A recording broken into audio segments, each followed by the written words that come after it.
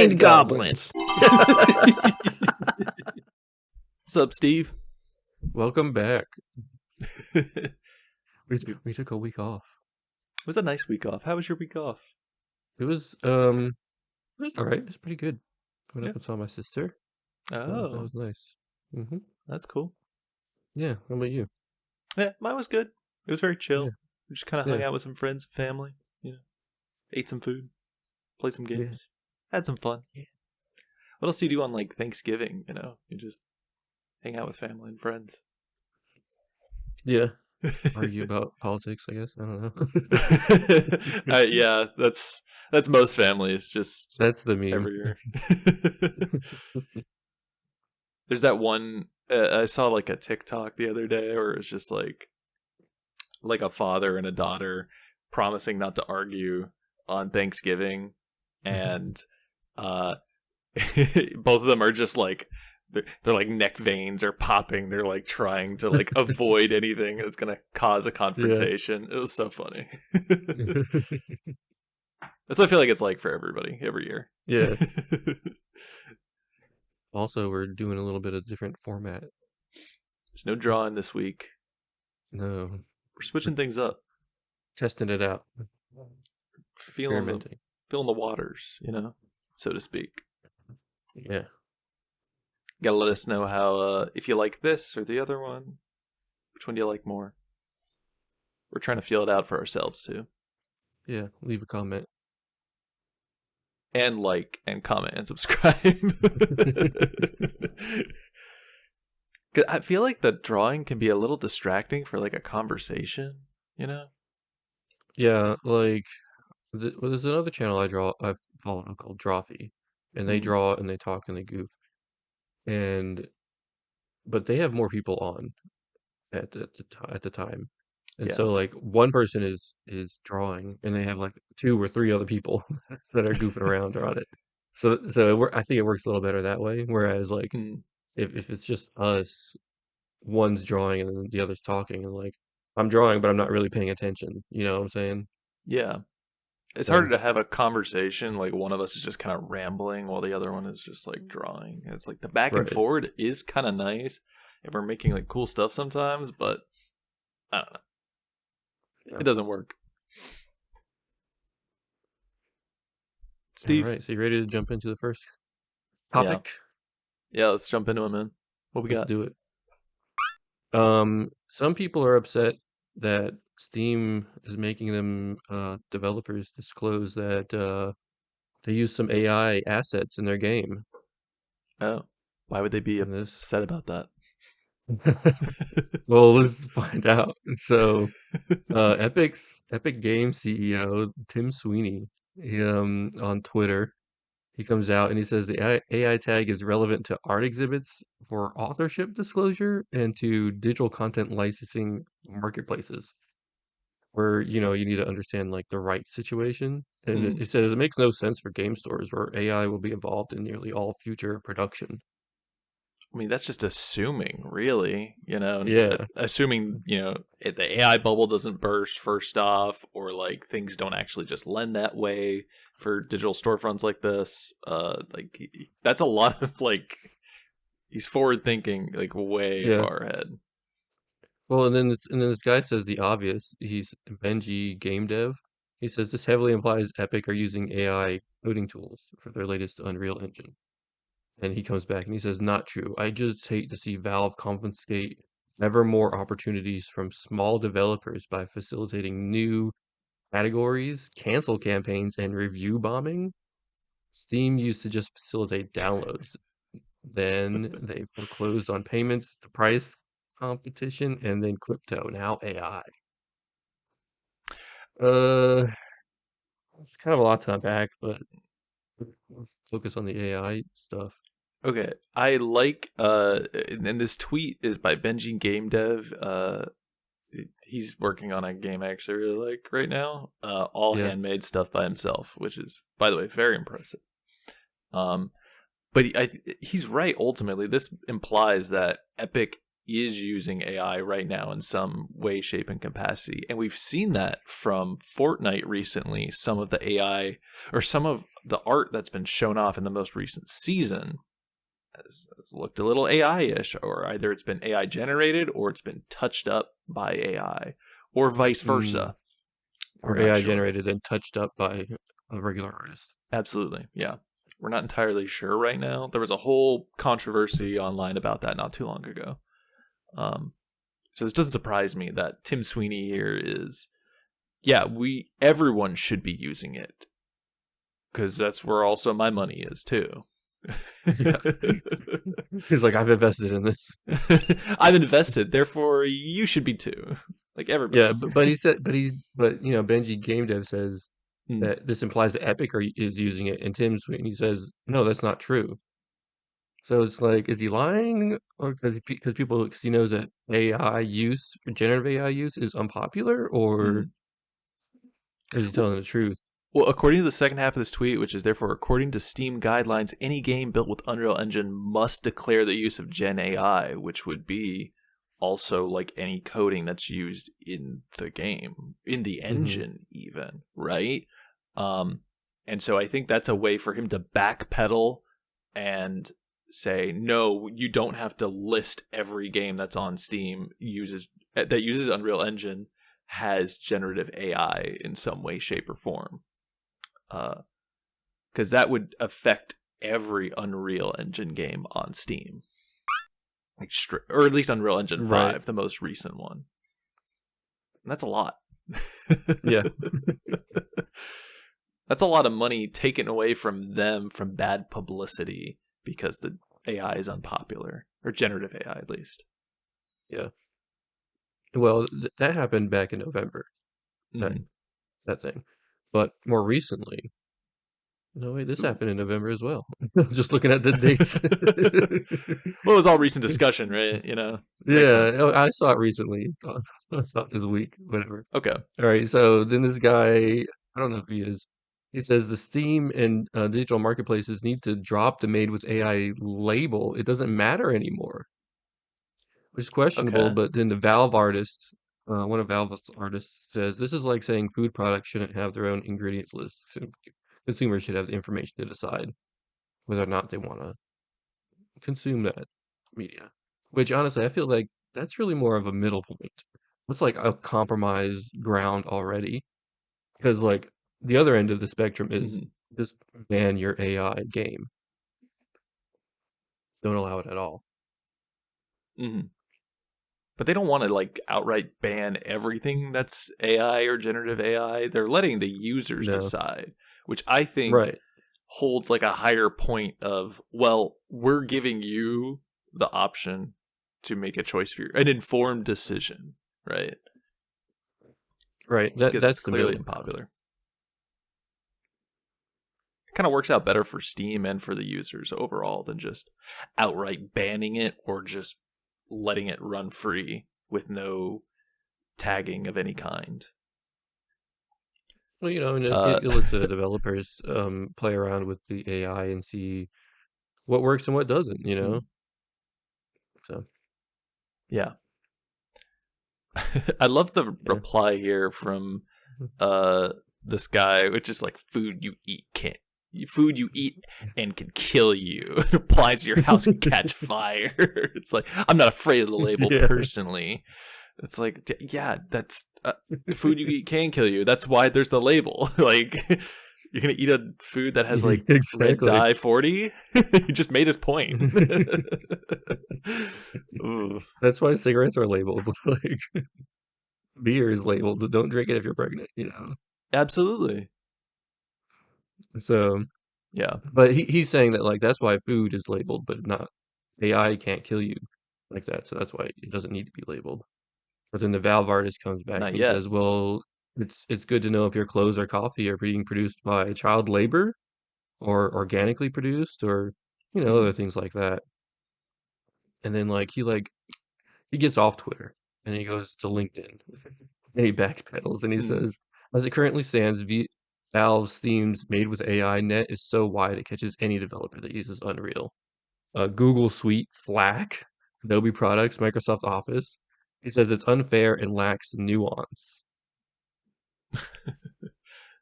I Which don't know if it lacks nuance. It's no, pretty I mean clear cut. if you go to well, like the nuance there is from the developer. If you go to um the page and it says Mm, AI generated content disclosure, the developer writes what they want to put, writes how they used it. yeah. It's also I like put have an what type example of here. content? Yeah, Okay. so like, a lot of them just put like one sentence, be like, "Oh, I didn't use it that much. I just use it for a song or whatever." But like, Mm, I have an example here of like a guy who wrote a couple paragraphs. He's providing a lot of like okay. nuance um uh in how he used it. So like, this isn't even true what this guy is saying, you know? Hmm. Like the nuance is there if you want to put it there. Well, again, this is like uh, the people who are upset about this are the people who have money invested in AI and generative AI technology. Even if you yourself as a developer are not like campaigning for like, or if you are campaigning for like, oh, um whatever AI type thing, AI labels, AI this, AI that, anything that you're campaigning for is like this guy who's on LinkedIn, this guy who's arguing with developers on Twitter, there is clearly some kind of money tied up into it. Um, and that's Hmm. like the big thing is uh there is a clear show that um products that are made with generative AI start suffering on on digital storefronts like this. It starts getting review bombed or it starts getting bad reviews, and then people are like, "Oh, why didn't you pay an actual artist?" Um, People enjoy things made by actual people, but even if it's only like a little bit used, there is some backlash from that. I Hmm. Like I just here's a perfect example too that so like on the Steam forums for Metal yeah, Eden, this guy okay, says removed from my wish list. Keep your AI slop. I'm no longer interested. Congrats on ruining an otherwise good looking game. To the trash pile it goes. The developer okay. comes in and says, thanks for your feedback. One thing I'll add, though, AI was used to generate about 10 lines of chatter for a robotic character. After we couldn't pick up any more recordings with the actors. Cheers. It's like, okay, well, if it's only 10 lines, why don't you just get the guy back? Maybe he has scheduling conflicts or like maybe it's too expensive. I don't know, but like if it's only 10 lines, then like is it really Hmm. that big of a trouble to get the actor to come back in and just record for a few hours? Not really. I mean, like, what's your delay? It's going to be like what, like a week or two? That's not a very long Yeah, delay for like just getting a short amount of lines. 10 lines? That's nothing. But, yeah, this begs the question, which is what's the line drawn between what's a small amount of generative AI being used versus like, okay, this is too far, you've gone too far with like the AI that you've used. Like this, I feel like is encroaching on the line because you're using someone's likeness. It's someone's voice that you're basically generating a right, thing for to match right. the And you have the pre-recorded question of lines. like, right. And you have the question of like, did they get permission to use them in this way? Or is it just like, Yeah, I'm just gonna use it. It's just 10 lines, whatever. yeah, Like it's like taking the shortcut when it's appealing because it's faster and cheaper, but like ultimately your work suffers. yeah. At the end, I think everything suffers from generative AI being used in this type of way, because it just hurts. Because that's an extra paycheck for the voice actor. Um, it's like that's an extra paycheck being taken away from the voice actor. It's work being taken away from artists. It's things being taken away from actual people. And sure, you're you're saving like the company's bottom line with, how much money you've saved, but I think it hurts them in the long run, or at least right now it does. Yeah. Yeah. Now, is there any way that people could use AI that would be okay? The difference is generative versus non-generative AI.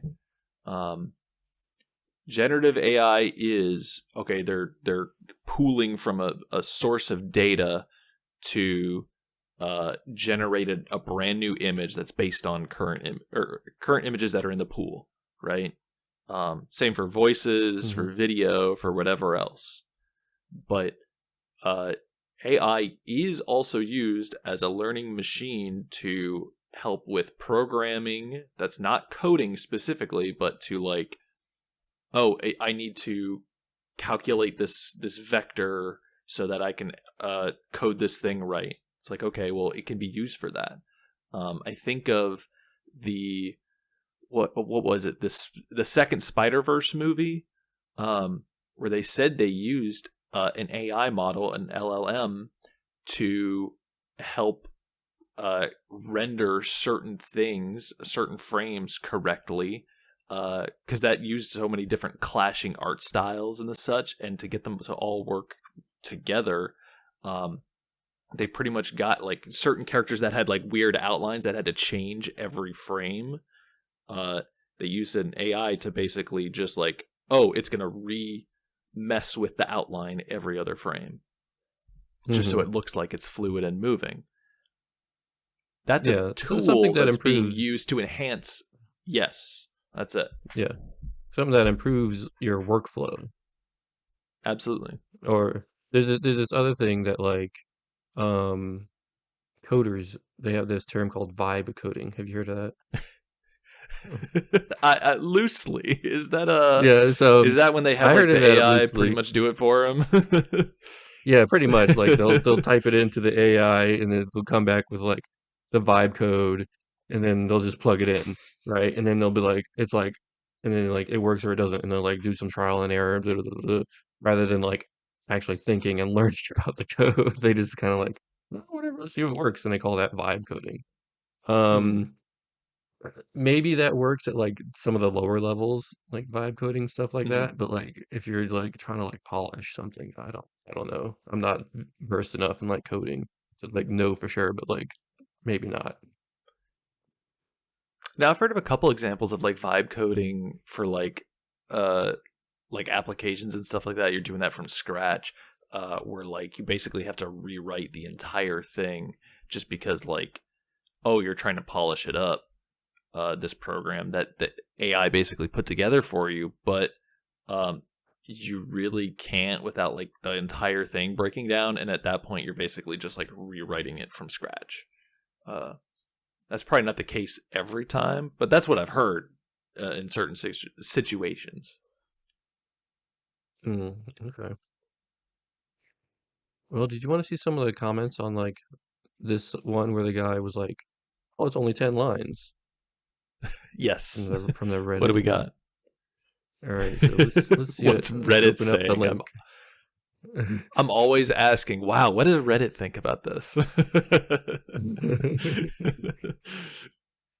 All right. Let's see. I gotta look at This guy the says, I hope screenshot that Steam you AI posted on label the thing has here. more sub-labels with elaboration on how AI is used. This is he says, this is clearly not slop and it's not AAA. Um, but we already talked about that. Like, you don't need more Hmm. sub-labels. I don't think this guy actually looked at like the AI content disclosure. It's very nuanced already. You could write paragraphs. Yeah, there's literally like a ton that you can basically put in there or leave out, but it has to like talk directly about what it is that's being used. Yeah. This guy says, why Is that risk not giving your enough? game the AI tag for 10 lines? And yeah, we had the same point, Yeah, you know. yeah. It's You're getting hurting your. punished for it. I don't know. People just don't want to see it. Just generally, like Yeah. And I'm on that same bandwagon, man. I don't want to see generative AI in most games. Just get it out of there. Yeah, this guy What says else does small Reddit uses of think? AI like this are tolerable at worst. What sucks is reliance on AI. It's like, is it really tolerable? I don't know. Like It's it, it's hurting uh, the art form. mhm. Like Well, because it like this is the start of the push to basically make it more acceptable. Period. If you're allowing something small like this, well then, okay, well what's the next step from there that we can allow and people will be okay with? Okay, it's going to be right, this, and then it's going to be this, and then okay, suddenly a lot of art is being AI generated after a certain amount of time. We right. can't There, allow there, anything, in my opinion. yeah. There's an example of Valve when they were doing Portal and Mm, GLaDOS. They could have just put that in like a text to speech thing and gone straight with that, and that would have sounded very robotic already. But they didn't do that. They hired a voice actor to do mm. the robot voice, and that's what makes GLaDOS amazing. That's what brings the character to life. You know, it would have just felt so flat, and it wouldn't have been as great if it had just been text to speech or even in like a Chat GPT voice. Like they didn't have that then, but still. Okay, on that same note, Amazon recently, I gotta pull up the name of it. But Amazon recently had an anime on their platform that used an AI to dub it into English. The Oh entire dub, yeah, I saw AI this. generated. Ugh. What is it called? Banana fish. Yeah, banana fish. And I'm watching like a couple of clips from it, like this dub, and wow, it flat, just straight up flat. Even when the AI model is trying to yell and express emotion, it is no tone at all. It can't. It just Hmm. even if it gets better to the point where it's able to replicate and do that, I just would rather not. I want the human experience, even if it is for a thing like a robot. Like you're putting like a human touch on something so that it Yeah, connects more fully with you as a person. yeah. I've seen like TikToks or reels of people speaking to like Chat GPT on their phone, and they like, Yeah. all right, you're an actor now. You're in a horror movie. You gotta give me a blood curdling scream because you're getting stabbed, and the AI goes, "Ah, ah." And they're like, no, no, no, no, no, no, no. That's not enough. Give it to me, guttural. I want it from your core. And it's like, oh, okay, I get it, I get it, I get it. Here we go. Here, you ready? Ah. You know, so it's like, Yeah. It just can't do it. It really can't do it. no, And I'm sure the technology will get better for it to be able to do stuff like that, but as regardless, it's not the point. no, that's not the point. This person says people are exaggerating as hell when it comes to AI. Hard That disagree. guy's yeah, right? I mean, again, that's somebody who's way in on it right now. But Hmm. anytime we hear about anything from some guy on Twitter who is like a part of a company or a studio or something like that, and they're pro AI, it's because there's money tied up into it. Yeah. It's a big So, investment. Jimmy, will you permit me to go on a short rant here? Because Yes. after reading some of these comments, it makes me sad to see like just some of these people ready to defend this, like Yeah. now beyond the ethical concerns that AI is basically stealing intellectual property and the lack of consent used to train the data, beyond the inaccuracy or Mhm. hallucinations that generative AI is prone to, like beyond the environmental impact even, to Mhm. say to those who say, let me choose if I want to consume AI content. Let me decide what's right for me. Maybe I can explain the impact of the use of AI on you.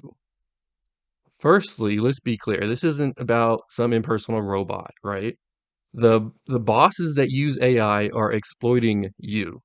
They're exploiting your experience Hmm. and your connection to other people. They're exploiting your labor and not paying you. They're not paying you for your work. They didn't get your consent first. Generative AI, art, music, movies, etc., from Van Gogh to Drake, right? It amounts to the greatest art heist in history. The bosses of these corporations are effectively exploited the work of all other artists who came before. And as an artist working in the creative industry, it's hard to escape use of AI sometimes. But when you work for a company and they tell you to use AI, you are further alienated from your work. Truthfully, we are already alienated in this, but this just exacerbates the situation. So if you don't know about the theory of alienation, I'll break it down a little bit. There are four Okay. aspects of alienation, and when you work for a company, they are alienation from the product of your labor. This is the table you built, the burger you served, or the art you made because the company owns the rights, not you. It's Hmm. um, the alienation from the activity of your labor. This is the control over how the product is made. You are confined to a specific area, say a cubicle or an assembly line, or even more modernly, like working for the algorithm. Um, alienation from your own humanity, even. You are simply working to survive. What you do is dull and repetitive. There's no real intellectual engagement. You are reduced to that of an animal or like a cog in a machine. You probably even feel more free outside work than during work. Then, lastly, four, you are alienated from others. In the profit driven nature of work, it pits you against other workers. Now, maybe your job isn't like competitive between each other right there, but definitely in the job market. You ever look for a job? It's really hostile and purely transactional. But even still, in some workplaces, you are made to compete against each other for bonuses or promotions. And then further, today, in the gig economy, Uber drivers, they literally compete against each other to see who will pick up rides the cheapest. This basically amounts to the surrender of control of your life through the separation of the essential traits that make you you. So, for example, let's say that you're a fast food worker, right? Your job is to make french fries all day, every day. You stand over the hot fryer, serve up fries. Sweating over the hot fryer every day. Your acne gets worse because of the grease. You have an idea, a short shield from the grease. So you don't look all busted all the time, right? You pass this idea to your boss, and if you ever work somewhere a day in your life, you probably already know the answer. No. Not allowed to mess with a workstation. It's the same for everything else too. If you get a creative idea with a seasoning, you get reprimanded. If you get an idea for a new burger, you're told, oh, it's not your place. If you try to socialize with your coworkers, the manager tells you to get back to the fryer. Something breaks, you don't get to fix it or even learn to fix it. They have someone for that. You get paid minimum wage. You don't share in the profits, so know your place. The lesson is you don't own your work. The boss does, and you are easily replaceable. So, as to not lose your job and make a basic living, you work as a cog in the machine that is this business. And while you are now separated from your basic humanity, you are now alienated, and that is while you are, at least while you're at work, right? Mm. There's a bit of respite and escape, and you claim back ownership of your time when you're not at work. But on company time, you are that cog. Working as an artist for a game company is already very similar. Let's take it back. You can't draw in your own style. You have to draw in the company style, etc. Now the boss wants you to use AI, and you are told to use AI to be faster, to generate more um, concepts or whatever. And now you're even that one step more, even more removed from the art that you created. Not only that, but it's trained on the art you already made. You went from an important cog helping to create the product to like a sensor only providing oversight of the machine creating your work. This outsourcing of your creativity is a loss of identity for you as an artist. Your ability to even create is no longer valued because of the AI's ability to instantly replicate and supersede your output. Your contribution to society, maybe your major contribution to society, your art is now worth less than it was. Then, on top of all of this, social spaces, especially online, but sometimes in person, they're being invaded by generative AI. These spaces, writing groups, art communities, uh, eh, groups on Reddit or whatever, they serve as an escape from your alienation at work. The invasion deepens your separation from society. Humans are social animals, and if our only place in society is to eat, sleep, consume media, what's the point? We Yeah. need an outlet. We crave it. Whether that's doing something creative, playing sports and being active, or giving back, or being social with friends, or even spiritual connections. The loss of these outlets make us all less connected. Let's take it out of the creative space for a moment, since that's kind of a hot topic. But Mm. imagine for a moment the robots that Boston Dynamics or Tesla are currently working on now are good enough to play sports. Now, let's be clear, these robots, it's not the robot's fault. It's merely a tool, but it's the owners who are to blame. But they start to replace human athletes with robots because the robots are faster, stronger, they don't get tired. Sports are an outlet just for people, just like being creative is. Watching robots play basketball is gonna suck. The Hmm. beauty of sports is not the game. It's that people play it. The beauty is in the struggle.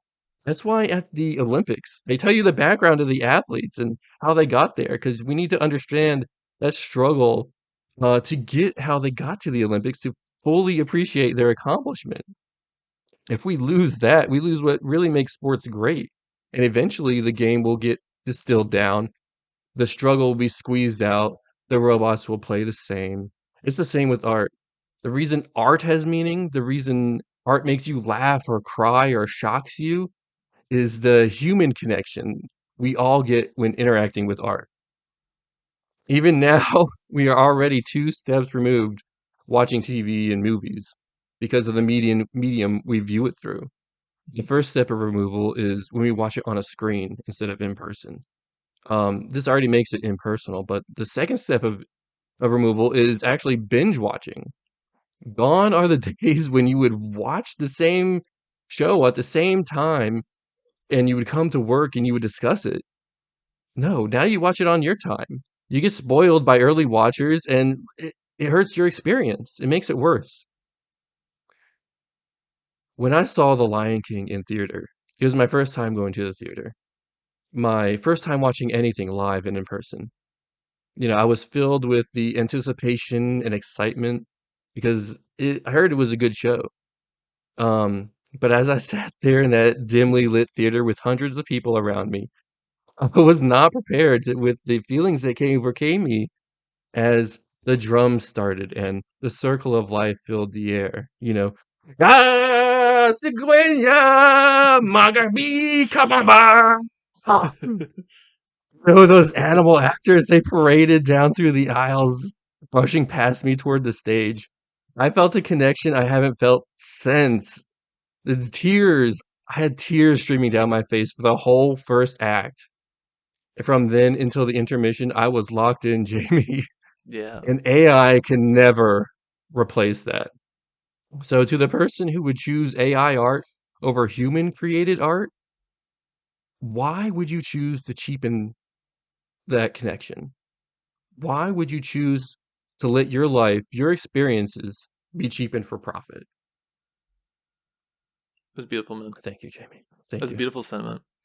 I Yeah. wholeheartedly agree because I a lot of this has to do with the fact that our society is set up for us to be more impersonal towards each other on every level, on every scale, even with ourselves. Um, We drive in our cars and we're driving around other cars that we don't view as other people. We interact with people on social media, but they're not really people in our minds. That's a user online. I'm arguing with a faceless person. Exactly. That's an impersonal thing. Everything we do in our society in this day and age is impersonal, and even understanding and knowing ourselves has become a struggle within. So how do we connect? How do we reconnect with ourselves and with fellow man? Yeah, internet was supposed to connect us, but it It really it's separating us. it did for a time. Yeah, I feel like the earliest parts of the internet were designed to connect people together, but it, like all things, and like the AI situation, it is an exploitation of said thing. Uh, exactly. AI workers, or the idea of replacing workers with AI. We've been talking about Microsoft. They've been doing it for the last few weeks. Amazon's doing it. So many other small startups are starting to do that. They're replacing their workers with the AI that's taking the workers' code. It's taking their art. It's taking their ideas, and now it's pooled into its own thing. So all of you humans are expendable and unnecessary. And what kind Hmm. of message are we trying to send to each and every person that they are almost worth less than this machine? Yeah. I It's saw often, just earlier, just this morning, I saw a post on Reddit that said um the traffic online by bots has now surpassed real human traffic. yeah, I believe So it. we're getting closer to the dead internet theory. Uh, my friend and I have been kind of uh, prepping for the day the internet stops being a thing in the way that we know it now, What are because you it's doing? I'm collecting more physical media, and I'm downloading my favorite Uh, YouTube videos. I'm getting ready to start being offline more fully.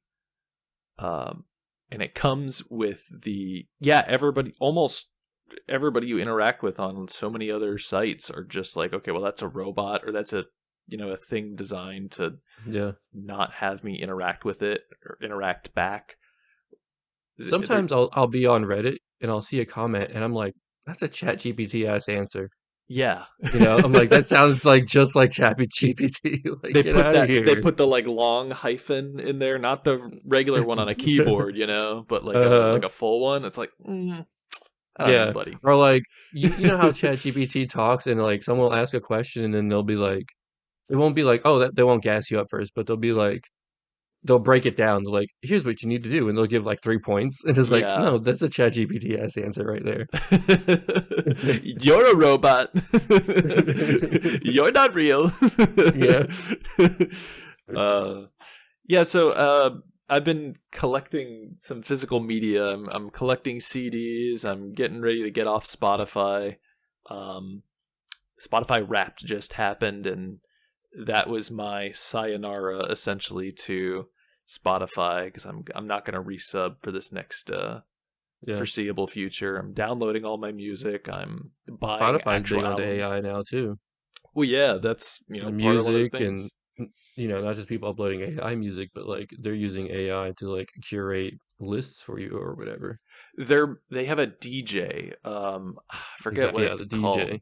The DJ is like an AI bot that like tries to get your like personalized playlist, but depending on your mood or whatever, he talks to you. He doesn't have like a back and forth, Can you obviously, talk because back? it's like Oh, okay. no, it's like a radio DJ. That's the idea. Yeah. Um, but it, I have used it once. I've been in my friend's car when he's used it two different times. It never gets exactly what you want, or even exactly what like a DJ would like curate for a type of sound. Yeah. Um, and even if it does get better, I would rather not be recommended songs like that than just someone telling me, "Hey, come check this out." Yeah, Um, because that's the cool thing about music is like not only going to see it live in person and getting that connection from the artist directly, but Mhm. like when when you share music with a friend, they're like, hey, check out this cool song I heard. Yeah, If you're just getting all your recommendations from Spotify's AI DJ, like you're more lonely. absolutely. It's like it's isolation again. Exactly. Um, It's alienating. what's it called? Bandcamp. They have they do a thing every other day where it is a like pre-recorded radio show essentially, um, where they will like they'll have a person there. They're talking about some topics, and they'll play a bunch of Bandcamp songs. Right after the intro monologue, and then it'll cut in between with you know more radio host DJ stuff right after, and then more music. It's them talking about whatever they want to talk about, but usually they leave it to stuff that's in the specific genre that they're playing.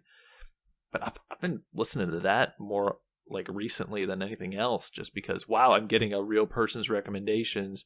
They're Yeah. telling me a little bit about the song, the band, whatever. Sometimes they have a specific band on, play a bunch of their music, and then they're talking about said music right after. Yeah, and that's more connection too, because like now you get to like a deeper understanding and appreciation of that band. Absolutely. So Spotify, they have a lot of money tied up in AI. The CEO, he's invested a lot of money into the AI organizations, and so has the Spotify Corporation. So I'm saying sayonara to all that. I'm Hmm. just gonna start downloading music onto my phone, just ripping it from my CDs that I own. So Back to the iPod. real talk, yeah. I'm going old school with it. It's the only way to get around any of this Yeah. nonsense. What did it say your age was? Oh, I think mine was like 23. Oh, Uh, I'm younger. I got 21. yeah, all my friends got like I don't know, like 18 to like 20. I was like, I Yeah. don't know. I guess I'm not I was listening like, to I don't like know how I got like 21. I listened to like metal and then like some I was recently listening to like video game soundtracks like for the Game yeah. Awards, and I was like, That was like my number 4, I think, on my genres, but I really don't listen to a lot of video game music on Spotify. I yeah, was like, how did that happen? No, I think it's based on like what like how recent the music you've been listening to is. yeah, okay, like So when it came out. yeah, so if you've been listening to stuff that's like, oh, it came out like this year or like a year Yeah. ago or something, your age lowers. Oh, Um, okay. I do like to listen to like new music, like new metal, and see hmm, where that's going. Because sometimes you just want to hear something different. yeah, I've been listening to a lot of new music too, but lately, like the last few months, I've been listening to a lot of. I've been going through all of Rush's discography, and I think that I kind of like pushed my Yeah. my age thing like up like a lot. I mean, Yeah, but 23 is still pretty young. I You wish I didn't was get like 23. 30 or how old would Rush listeners be? Like 60, like my dad's Yeah. age. So, Those are old people. According to me. I mean, It's they still know they're old. yeah. It's still good music though. It's great Yeah. music. Steve, what's All up right. with Steve, what's up with that thing that Jeff Keighley keeps tweeting about? The A statue. statue. Yeah, a statue out in the middle of like the desert. I don't know. That thing looks sick though. It looks cool, right? Yeah. Hey, can you put up, when you edit this, can you put up like a picture of the statue Oh on yeah, good screen? idea. Yeah. So people, if you haven't seen it for some reason. Just perchance if you missed it. Yeah. Uh, Because like it glows in the dark, like it lights up at night. it's kind of And like scary. it looks cool when it's lit up. Yeah, I It's think intriguing. if I like drove by that, like I'm in the middle of the night and I'm like on the highway and I just happen to like drive by it perchance, I'm freaking out because I think the world is ending. There's a demonic entity there. Yeah. Well, have you seen this screenshot that they posted of where it is? Yeah, it's out in like the It's middle like of the the desert. coordinates. It's in the middle of the desert, but it's not like on next to the major road there. So Oh, okay. yeah, I mean, there's a road by it, but it's like a dirt road. It looks like You have to like drive out to it, right? a little bit. Like if you drove on the 29 Palms Highway here, and you get Hmm. off on Yucca Mesa Road,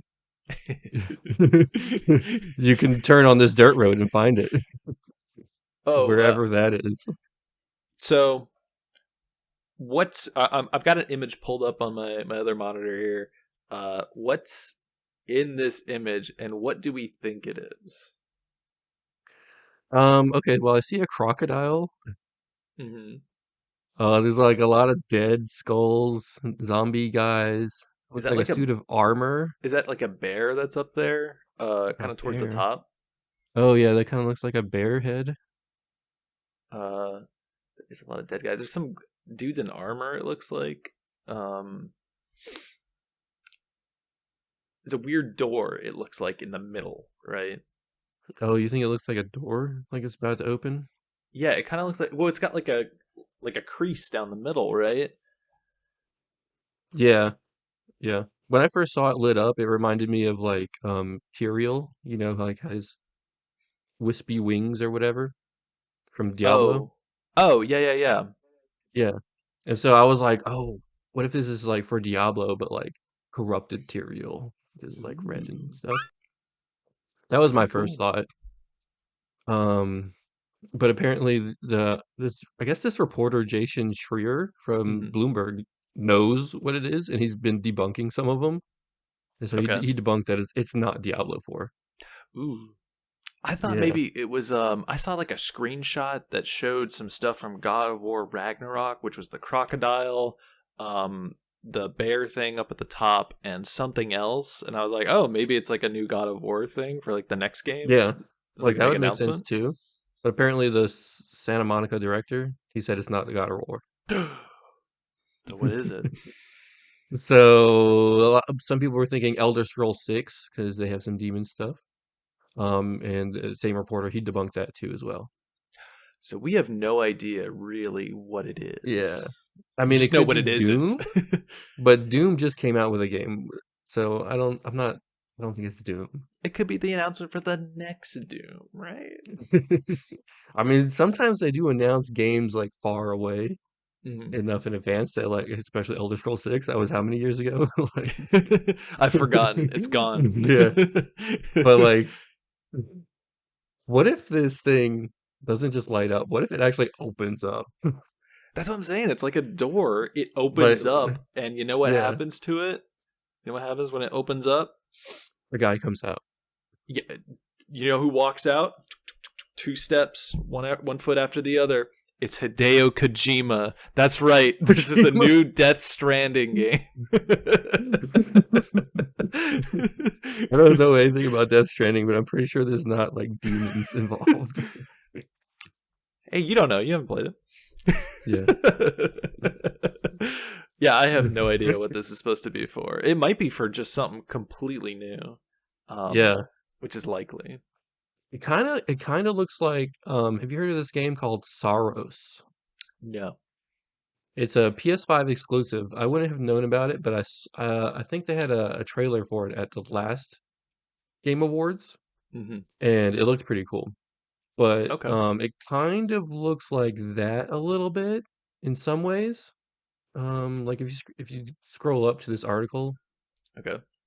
are you on the Vice article? Yeah, let me click on it. Yeah. Uh, If you click on that and then scroll down, they have like a screenshot from Saros. And I mean oh, this I looks see like a it. god with Okay. like one, two, with 8 arms, but it's not like exactly what's being shown here, Hmm. but it kind of gives like some Saros vibes, maybe a little It's bit. similar in the fact that there's like a branching thing that has a bunch of Yeah. other branching things off of it. Um, but not really. It's not quite close. Yeah. Because I think they would want to have like I lo- I just saw the one comment. It's like it's gonna be GTA 6.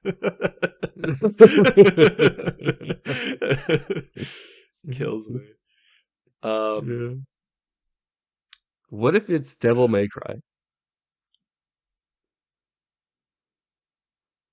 I would love this to be a Devil May Cry thing. Um, it it very well could be either for the show, the second season, which is confirmed, or a Devil May Cry 6, where, not to drop like a huge spoiler, but the end of the game ends up with Dante. He's in hell, um, and that's how the game ends. Not that it's a Oh, negative okay. thing, but there's a big portal open. They jump through, and then okay, well they're there now. Yeah. So maybe it's possible. You know what it also could be? What's that? Hellgate London 2.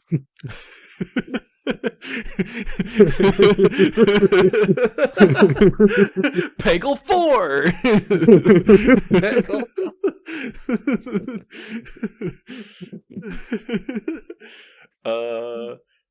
I have no idea, man. The only thing I can think of is like the lit up statue kind of looks like Mephisto from Diablo. That's the only thing I can think of off the top of my head, but Yeah. it's not Diablo. Yeah. So What if he's just lying to protect him? So like, I'm gonna cover for the company. it wouldn't be surprising. You just can't trust anything. You just gotta have to, Yeah. trust it and wait until the thing comes out. Yeah. It's fun to That's gonna be speculate. cool though. It is. I I do hope it love. opens up and like someone walks out. Yeah, maybe they have like a live feed from like they're at the Game Awards, and Hmm. they cut to like a live feed of the statue and the door opens up, and then What if something it's comes a out. what if it's a Warhammer thing? Oh yeah, that. I feel like that's likely. Yeah. Yeah. Because it is like, I don't know much about like the gods of Warhammer, but like it kind of gives me vibes of like um It's got grimdark vibes for sure. yeah, that's cool. I do appreciate the fact that there is a very intricately made statue uh for this, like, I'm assuming game teaser. It's really cool. Shout outs to whoever put this statue together and like actually carved the whole thing out. It's really impressive looking. Yeah, Just a really cool very piece. cool. Will the door open? What if this is like a Kingdom Hearts thing and it's like that's the door. The next door is to Doom. I don't think Disney owns that. But they could. They buy id Studios. Just for the crossover. Hey, I don't would rule love it a new out. Kingdom Hearts game. Yeah, it could be anything. Who knows? Yeah, even something brand new. That's my thing. Is I think it's something brand new. Yeah. Oh, one last thing. It could be Intergalactic, the Heretic Prophet. That was announced last year. It could be like another thing for that. Oh, okay. I don't know. Where? That was Uh, just someone speculating on this Vice article. yeah, I was gonna say I don't even remember that. I remember the trailer, but it definitely didn't have any demon vibes. So I'm like, I don't know where you got that from. Yeah, because this is definitely giving off like demon. Like this is like almost like a gate to hell type deal. Yeah. Like there's just a bunch of bad vibes all around this like creased, like wrinkled like thing that's giving off these like crazy lights going all around at night. Is big demon vibes for sure. Yeah. I will say the one thing it does not look like is Stranger Things.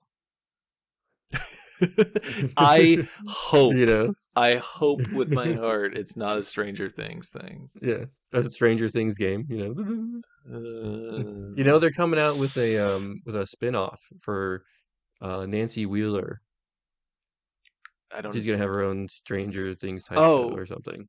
is she? Aren't they Yeah. ending it? I guess she's getting a spin-off. That's what I heard. Good for her. Good for the Yeah. actress. Yeah. Did you watch all of Stranger Things? Yeah, I'm caught up. Okay, I'm not caught up. I watched like the first season and I was like, that was pretty good. And I never watched the Yeah. rest.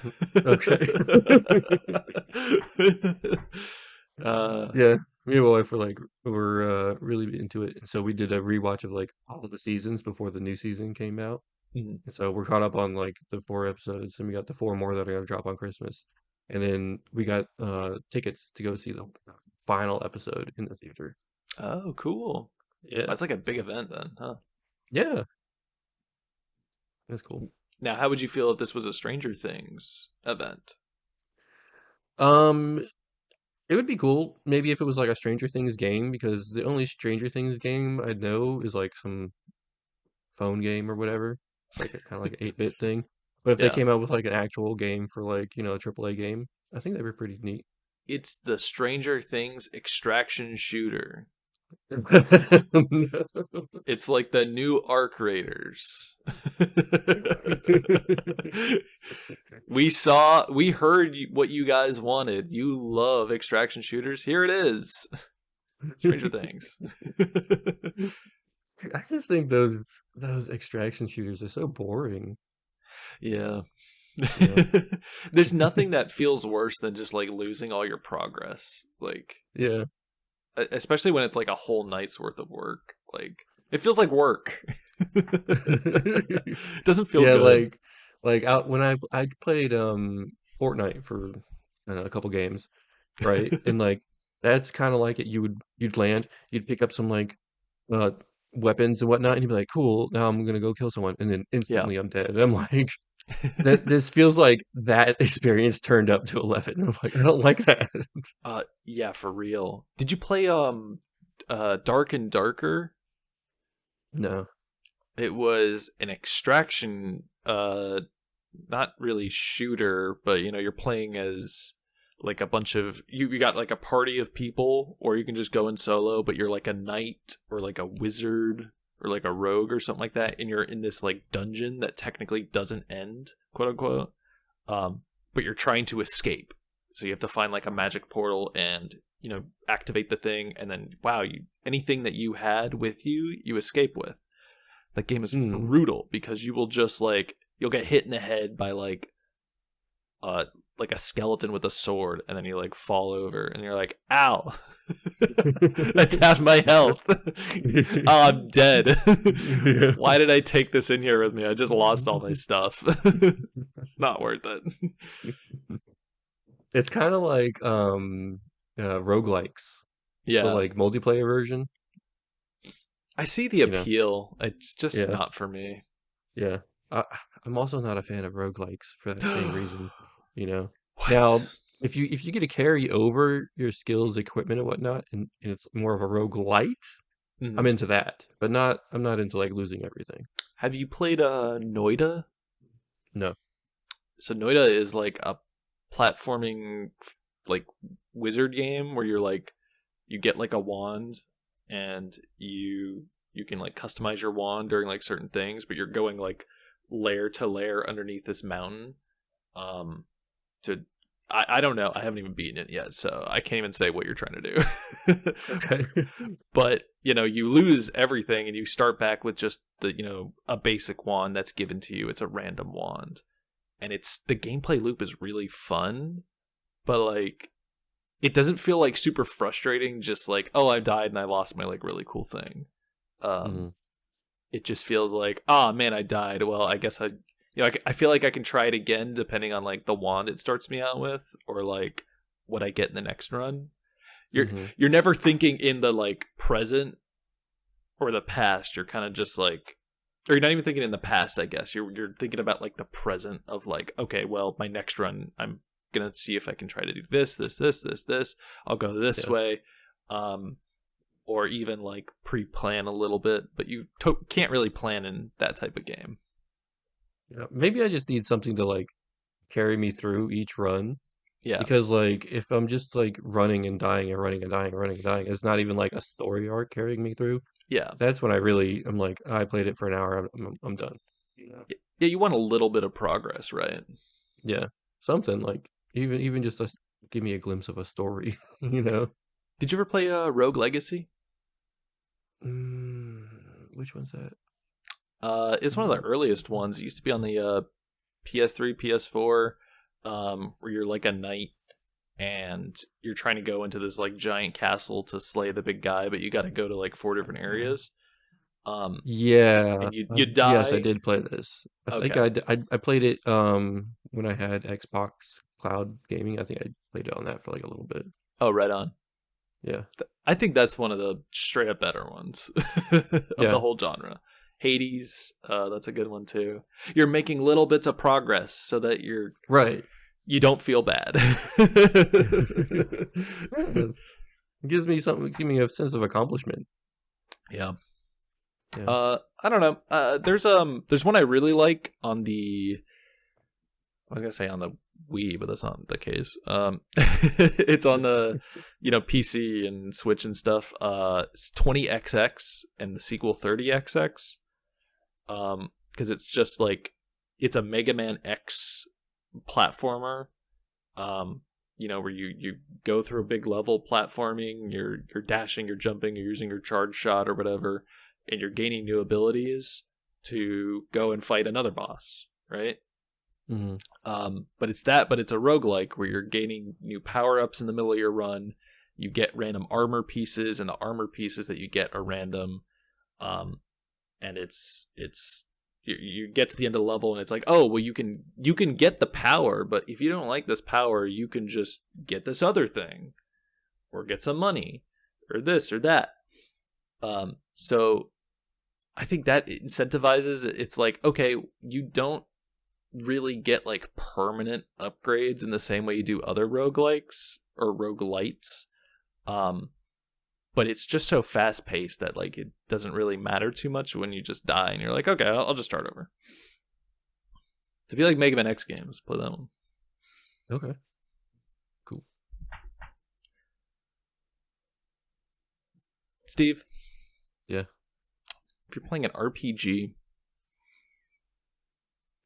Right now? No. no. Ever? Yes. If you're playing an RPG like that has a character creator, do you Yeah. make yourself or do you make somebody else? Um, it kind of a little bit depends on the character. If I can Okay. only create a human, Mm-hmm. right? If it's like cyberpunk, right? Mm-hmm. If I can only make a human, then I'll make myself. If I can create like a dwarf or something, I'll create a different character. So, Okay. I do like to play dwarves a little bit. I do, but I think I'm It's the beard, right? yeah. Yeah, so I do play dwarves. But after playing Baldur's Gate 3, I did the whole run as a dwarf, and I was just so short all the time. And like the camera angles was weird. And I was like Mhm. constantly like looking up at like people, and I was like maybe I want to play a little taller person next time. But yeah. Elder Scrolls, I created myself. Dragon's Dogma 2 and even Dragon's Dogma, I created someone that looked like me. Yeah. So if I can only create a human, then I make him look like me. But if I can create a different species or something, then I'll do someone else. Do you role play as yourself when you do that, or do you just like, uh, Yes. okay, so you're making like the 100%. choices you're making. Yeah, because I'm like, Okay. if I was in this situation, what would I do? And like, sometimes it doesn't have what I would do, so I have to pick like the closest thing, you know? Yeah. Yeah. Uh, I will say though, I did not play as myself one time when I was playing Mass Effect. I played as Femshep, and that wasn't me at all. I wanted to test out being Renegade, and so I was actively making choices I wouldn't normally make at all. So, and I had a good time. But oh, normally okay. I play myself. See, this is the opposite for me, where I never, if I'm role playing in a game, I'm like trying to like jump out of like whatever I'm feeling of myself, and I want to role play somebody else. Not that that's like a thing with Mm. me, but I'm like, well, I play in D&D, I want to, I'm being a different person here. Mm-hmm. I kind of view it mostly the same way, where I'm like, when I was playing Outer Worlds 1, um, I picked an actor and I made the actor as close as I could, and then I was basically making all the choices that I think that this person would make if they were in a movie, and they were the lead. Okay. And it made that playthrough really fun. What I actor forget did what you pick? actor it is. Oh, I don't remember I his gotta know name. now. It's gonna kill me. You gotta. I have to look it up. You gotta stall for time. Is it male or female? It was male. Male. Okay. He talks like this every time he's saying something. Is it comedy? Yeah, He's a comic. He's a comedy guy. John Lovitz. That's it. Oh.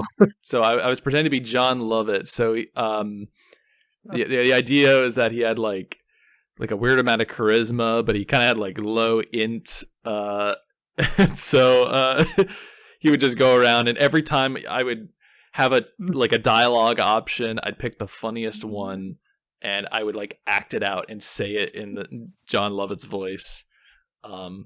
It made it really fun. That's hilarious. He was the lead star in The Outer Worlds in my mind. Get him for the movie. Matches your headcanon perfectly.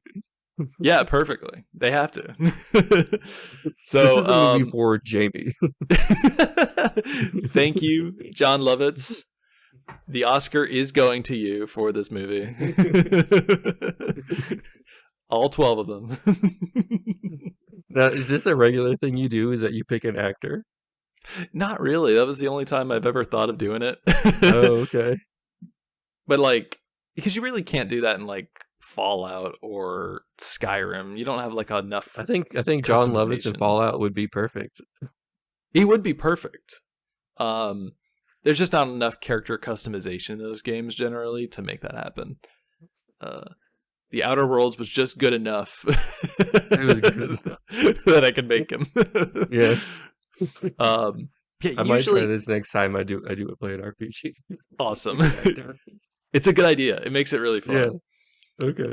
What I usually do though is I'll just make a character, and then I kind of name that character, and I come up with something, or I'll like, if there's like a background choice, to mess with like your stats or something like that, I'm like, okay, well that's going into this character that I'm making, and I'm putting myself in the shoes of Jacob Smithy, who is from Cyrodiil, and now he's coming to Skyrim for something, I make up like a whole thing about it, and I kind of role play. I get like really into it, to help me like immerse myself into the game. It helps with immersion. It really does. Yeah. I think it's easy for me to just basically like act, I guess. Act as someone else. Basically. Yeah, because when I'm in Fallout and it tells me, oh no, do you want to blow up this town? I'm like, no, I don't want to blow up the town. That's not what I would do. Yeah. And now I have to like not blow it up, and like unless I'm like consciously thinking that like, okay, I'm being a bad guy here, I'll go blow it up. Yeah, Steve wouldn't do that, but yeah, John Carmichael would. John Carmichael. Yeah, John Lovitz, he might blow up the town. Just give him a good enough reason. But Gustavo Fring, he might blow it up. He would blow up the town. What's his real name? Giancarlo, like Giancarlo Esposito. Yeah. I didn't think of it off the top of my head. Yeah, I looked it up. I think that's what I'm gonna play next. He's kind of a serious character. Ooh. He plays like a serious... Should I do a serious one, or should I do a comic? That's up for you to decide, Buckaroo. Kevin Hart is running around in Fallout. Kevin Hart would be hilarious. That's a good one. Yeah. My favorite type of playthrough in Fallout is the low int playthrough, just because like everybody looks at you in such a funny way. Like, they're Yeah. like, "Oh, you're like, what are you talking about?" It's so funny to me every single time. But yeah, no, I usually make somebody else for RPG games. Uh, and then if it's a game where I don't even get to make my character, then just whatever, you know. Yeah, like Legend of Zelda. Yeah, Whatever. When I not when I always. first played Ocarina of Time, you know how lets you put in your name. I put in my name is Steve, right? Mm. Then it calls you Steve in the game, and I'm like, oh, whatever. I'm actually kind of not me, you know. Like, don't Yeah. call me Steve. This isn't me. But then I think they changed that. Mm. When did they change that? Because now it's always Link. I'd have to say like probably the more recent 3D games, because I know Wind Waker. Does Wind Waker do that? No, because there's no dialogue in that. Yeah, so it was Um, pretty soon after that I stopped. I feel like, yeah, because I know the modern games definitely don't, like straight up. yeah.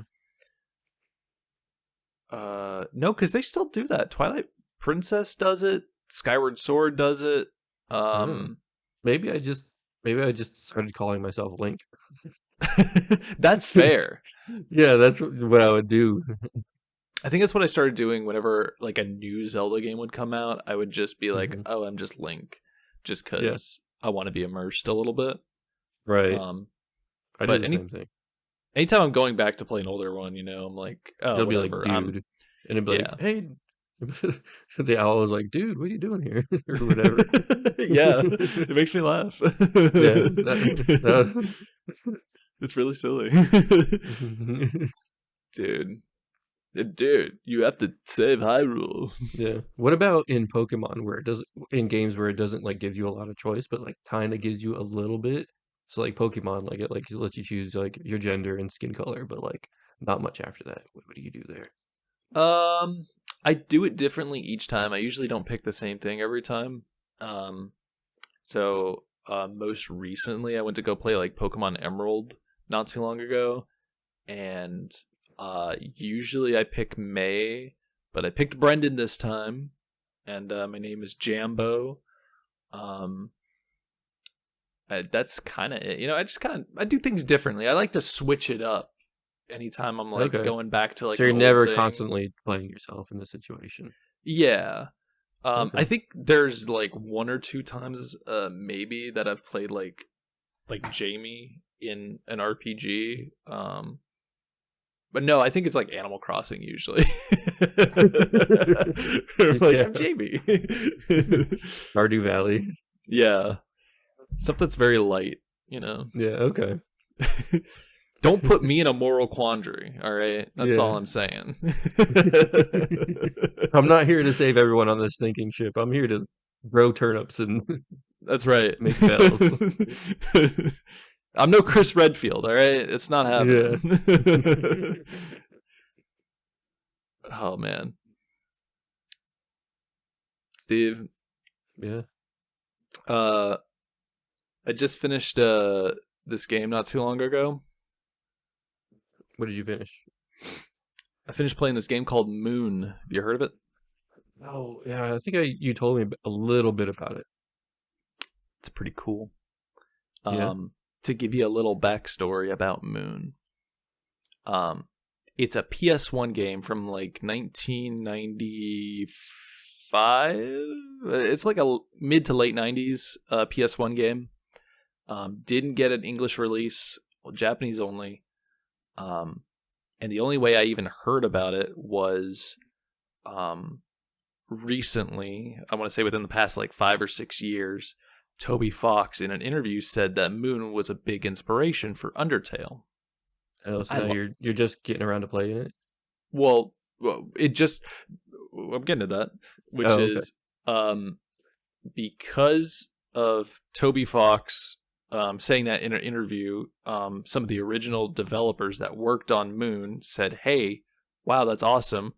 we love Undertale.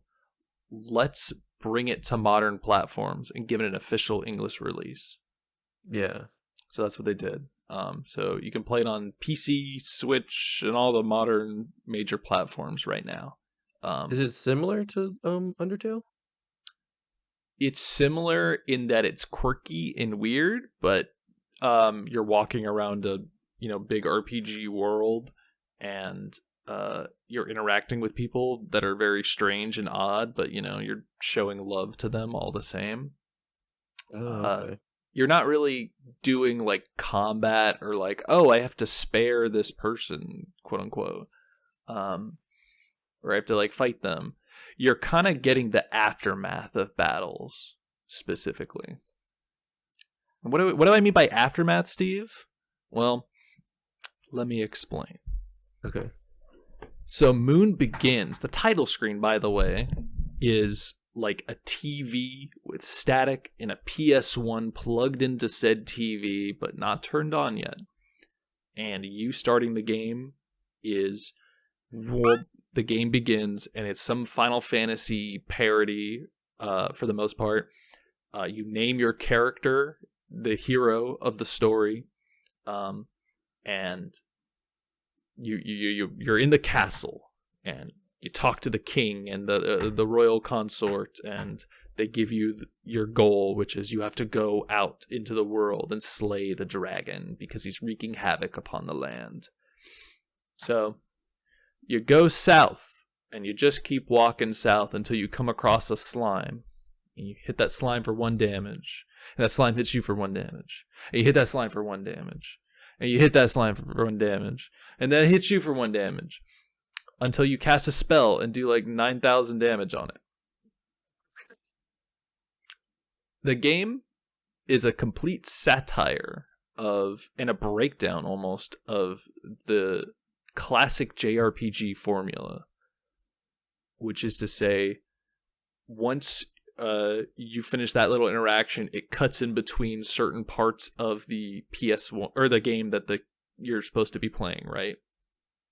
So it cuts back to like a little bit later, and then you get like a cut, and then okay, it's a little bit later, and then you're finally at the end, and the dragon is there. You walk into its castle, and then you hear from to your left, you hear, "Stop playing that video game and go to bed."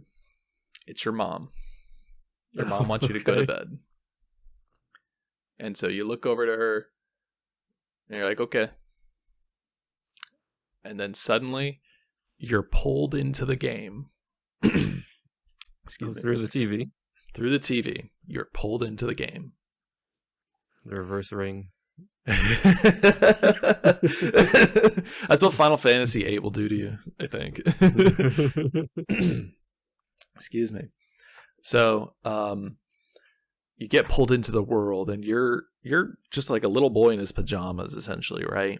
And you walk around, and you're seeing the same world that you just saw not too long ago, but they're a little different. They're not right.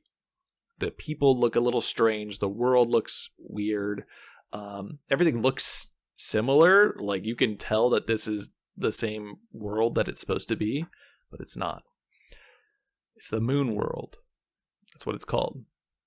So you walk around. You can't interact with anybody until you meet Granby, who's this old lady who is the grandma of the hero who's left and hasn't been seen since. And she thinks you're the main character that you named at the beginning of the game. I didn't know that you were going to keep the name throughout the rest of the game. So my character was Plowdor for like the entirety. Okay. Sounds kind of like Hodor. Yeah, right. There was really no reason behind where Plowdor came from. I was just like, oh, Plowdor. Yeah. That goes back to me just, I name things weird, and I'm doing something different with each game, right? So, she gives you a set of clothes and lets you sleep in her bed, and you get a good night's rest, and that's when you meet the queen of Moonworld in your dream. You wake up, and she tells you, a giant floating head in the sky of your dream, Plowdor, the moonlight is gone. You have to restore it. How can you restore it? Well, you must gain love.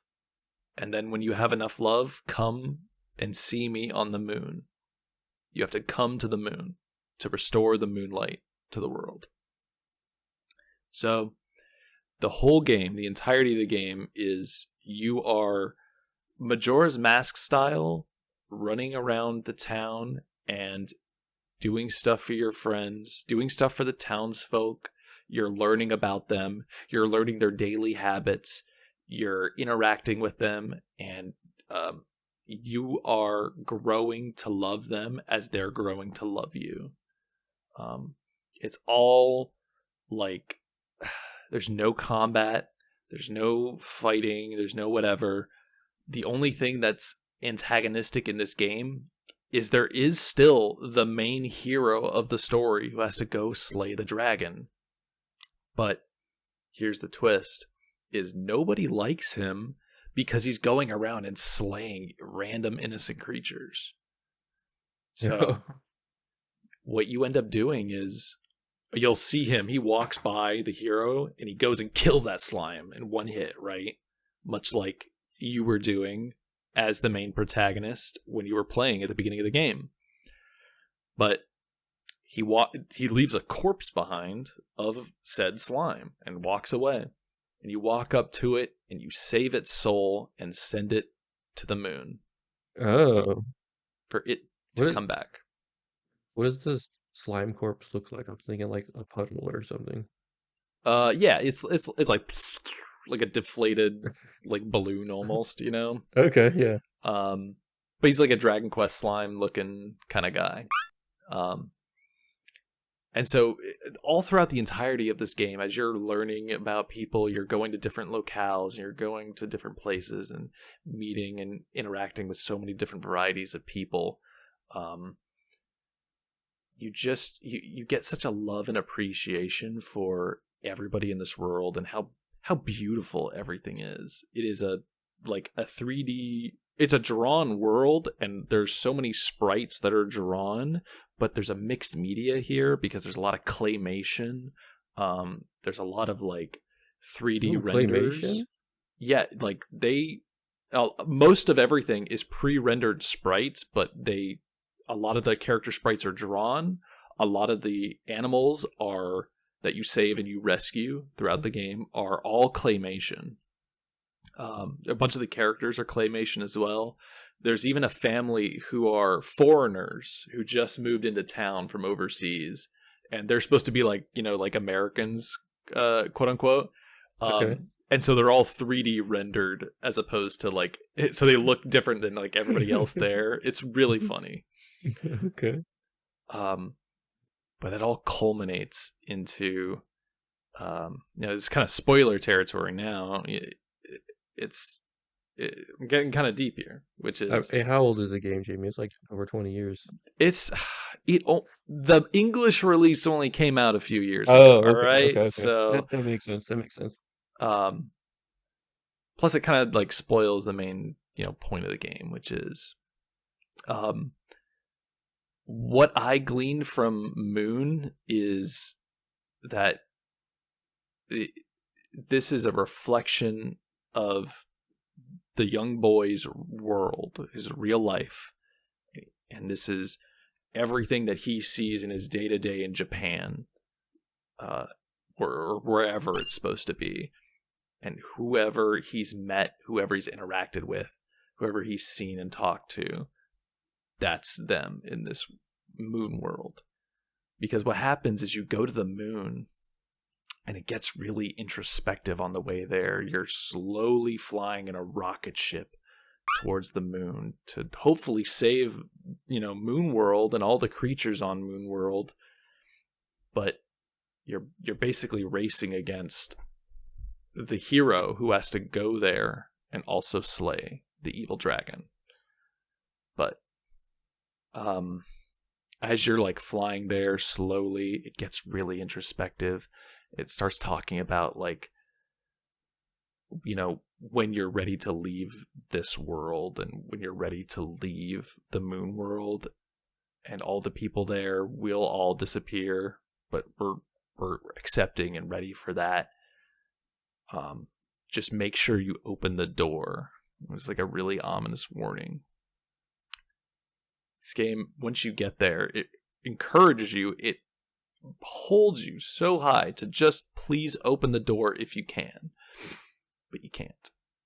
Can't open the door there in the moon world. And that's when the hero, who you've seen all game just murdering innocent people, he shows up. He climbs out of the rocket ship and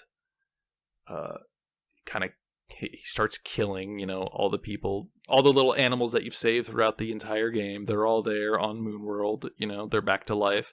Kills them all again.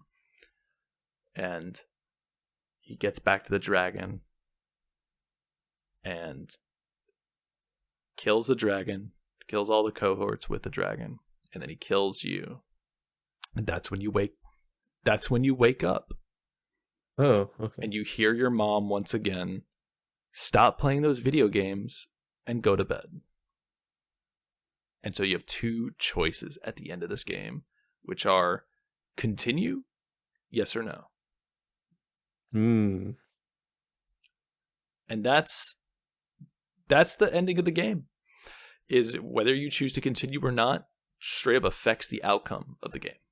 Like on such a level. I think it's fantastic. It's not totally a game I can recommend a full playthrough of, maybe. The game really wants you to go and do everything, but also it chastises you in a way for going and doing everything in this game, like I did. Mm-hmm. So I was like, wait, I shouldn't have, genuinely. But it's fantastic. Moon is an incredible game. If you like JRPGs, or if you like the dissertation breakdown of them, Moon is exactly for you.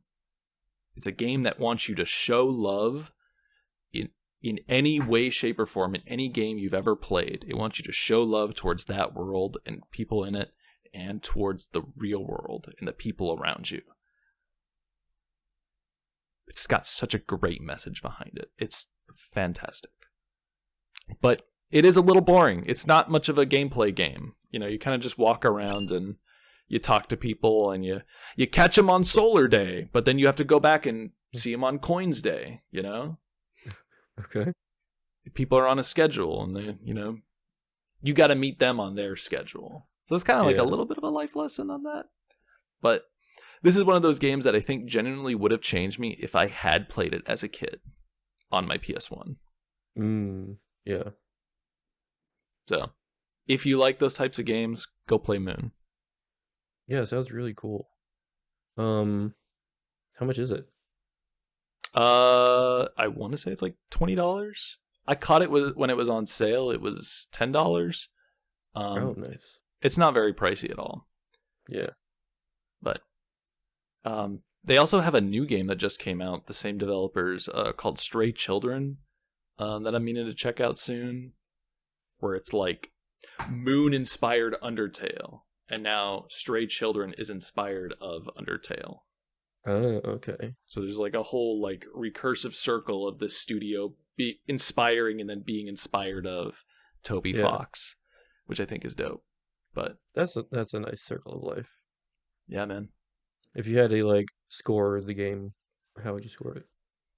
I'm gonna give it 4 categories. 4 categories? Okay. There's probably 5 categories, but I'm gonna give it 4, which is the atmosphere, and the atmosphere is fantastic. The atmosphere, I would say, is the graphics. I would say it's the attention to detail. It's the world itself. All of those are top notch. The various uses of mixed media, the strange happenings that happen to you and around you. How would I say this? I don't know, just the world itself, just great. What does the music play into the atmosphere? Well, that's the fun thing about it, is the music you play at your own discretion. There is a soundtrack that you get to curate, because your character has a CD player in their pocket, and you get to play whatever tracks you like. Okay. Some areas do have music, but for the most part, the game encourages you listen to what you like as you're walking out throughout the world, because you do a lot of walking in this game. So I would say the atmosphere is like an A. The music is also an A. Is A your highest, or do you go to S? S is my highest. That's like okay. Do you go to A plus?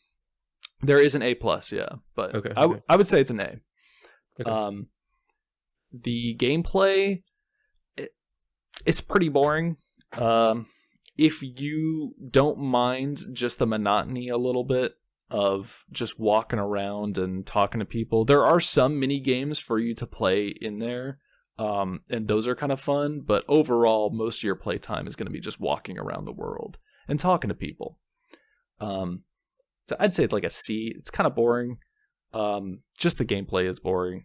Everything else just keeps you, keeps your heart warm, Mm-hmm. There's a fourth category. I don't remember what it was. I'm just going to rate it fully, which is Moon gets like a B plus. For me, that's a B plus. I love RPGs, JRPGs. Those are the games I can connect with really well on like a story level. And I really like Moon. And if you like any of those types of games, or Undertale or Lisa, then I think you'll like this game too. Yeah, I'm gonna have to check this out because it sounds really cool. It's good. And I like games like that. So anything that has like a breakdown of whatever genre, I'm always a fan of stuff like that. Mm-hmm. Nice. Yeah, man. Jamie, is that gonna wrap our time? I think we got it, man. I think we got it. High five. Sorry, my hand's all blurry. Jamie coming to us from the Blur Zone. Dude, I'm living in Blurland right now. My favorite band, Blur. What's his favorite song? Song 2. Song 2? That's a Blur song, Oh, okay. Do you know Blur? No. Oh. What's that one? Oh, their one song that I know, song 2. It goes, woohoo! Woohoo!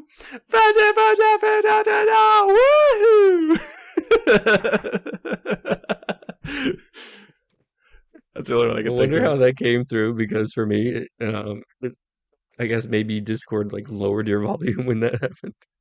I think so. Yeah, I've got what's it called? The noise suppression on, so it was like, yeah that's not coming through. No. Well, if you like the episode, let us know. Yeah, comment, subscribe. Let us know how we did. Check out our socials. We can take criticism. Don't be mean though. Do be mean. I'm just kidding though. I just want to see what kind of buzz we can get. Yeah, just let us know if you like. If you don't like my glasses, let me know. If you think the sweater's too red, just say it. Just tell me.